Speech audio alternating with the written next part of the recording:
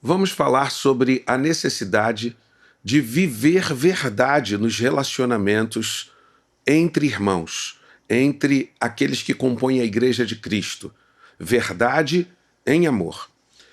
O texto que eu vou ler com você agora aqui é Efésios 4, e nós vamos ler 3 versículos apenas, o 16, ou melhor, o 15, o 16 e o 25, que dizem assim: mas seguindo a verdade em amor, cresçamos em tudo naquele que é a cabeça, Cristo, de quem todo o corpo, bem ajustado e consolidado pelo auxílio de toda a junta, segundo a justa cooperação de cada parte, efetua o seu próprio aumento para a edificação de si mesmo em amor.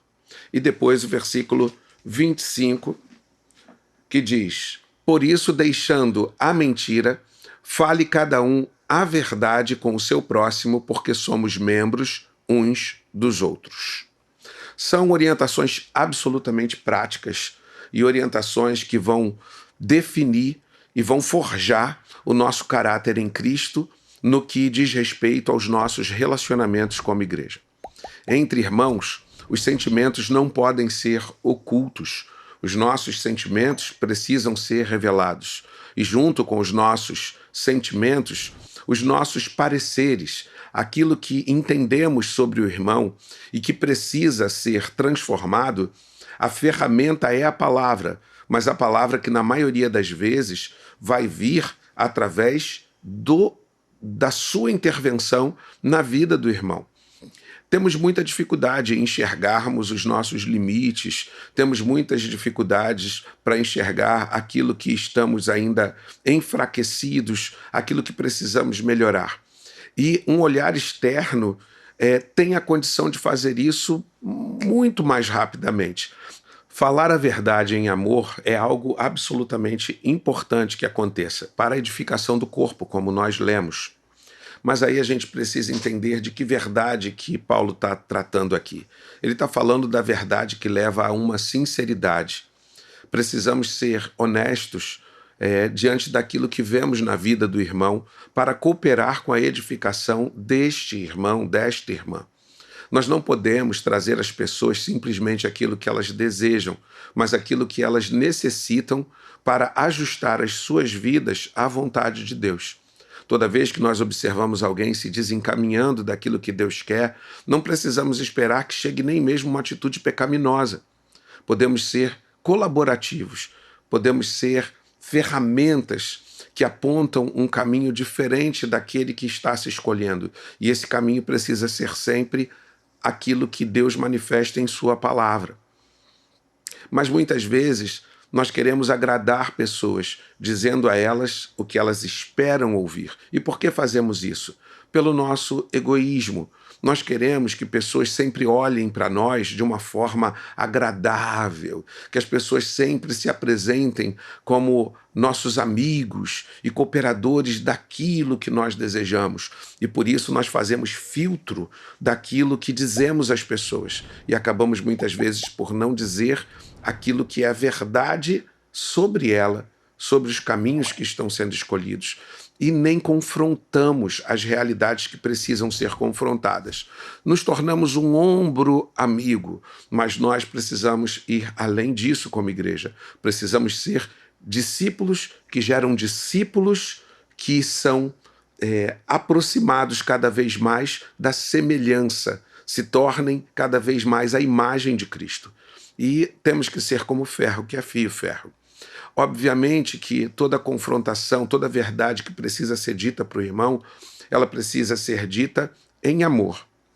E lógico que, havendo a possibilidade, podemos fazer isso de forma a tratar com carinho, a sermos um bálsamo sobre as dores, as crises, mas nem sempre isso é possível. Pastores ouvem isso muito, né? Não, a mensagem foi muito dura, tem que falar diferente, tem que dizer...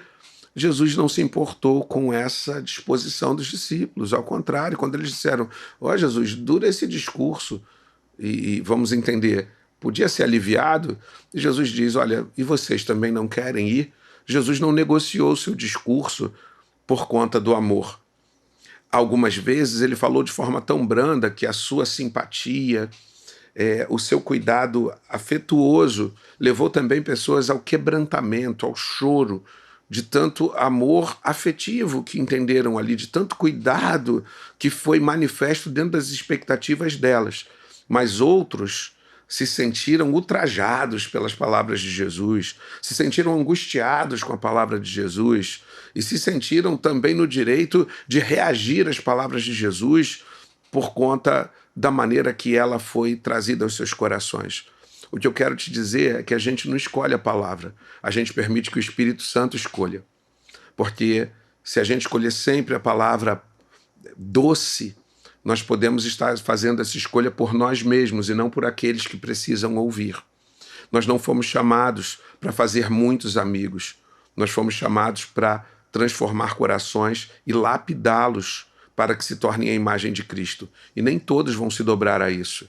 Não busque fazer muitos amigos, busque ser uma ferramenta operosa e que em alguns momentos vai gerar confronto por conta disso. Então, e vamos entender uma coisa também, algumas regrinhas básicas para o bom relacionamento. Tudo que nós queremos ver transformado no outro, nós vamos até o outro para buscar cooperar com isso.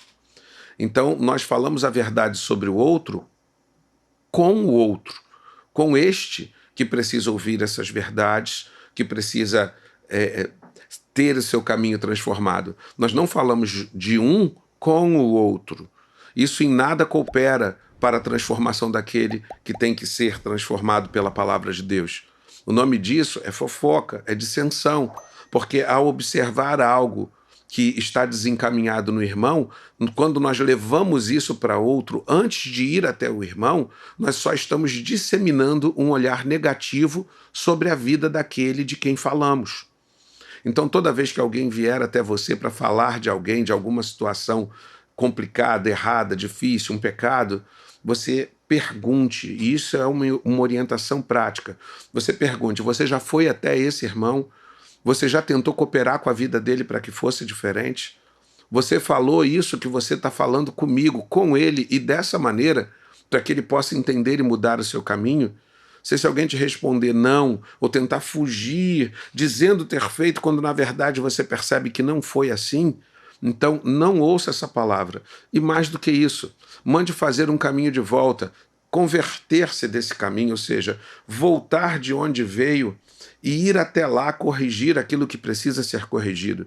Mande que essa pessoa vá pedir perdão a este irmão de quem ela falou, porque na verdade ela levou veneno ao coração de outras pessoas sobre ele. Então mande até lá e dizer, olha, me perdoe porque eu falei algumas coisas que eu vou te falar agora, mas eu falei para uma outra pessoa antes de falar com você. Eu não te guardei. Entendeu? Assim, quando você não dá ouvido a alguém que está falando mal de alguém, você está ajudando na transformação daquele de quem ela falou e também dela própria. O caráter dessas pessoas vai ser forjado e o seu mesmo também será forjado, porque você estará cooperando com todo esse processo de amadurecimento do corpo de Cristo, como o texto diz. E aí ele vai crescer e vai crescer de forma saudável pela verdade e pelo amor. Ocultação não é para os nossos relacionamentos, não cabem. No mundo isso se dá, mas dentro da vida como igreja, a fofoca, que você pode até achar que não está na Bíblia, mas ela está lá com outro nome, que é maledicência e que também provoca a dissensão. Então, as duas coisas cabem muito bem para a fofoca, são coisas que Deus abomina, ela existe sim, e elas são absolutamente condenáveis. E a gente liquida a fofoca do nosso meio quando temos esse comportamento prático. Então, que Deus te abençoe, e eu espero que essa palavra tenha servido para a sua edificação. Trabalhe isso na vida da igreja, enviando esse vídeo para outras pessoas que você entende que precisam ser fortificadas nesse entendimento. Que Deus te abençoe.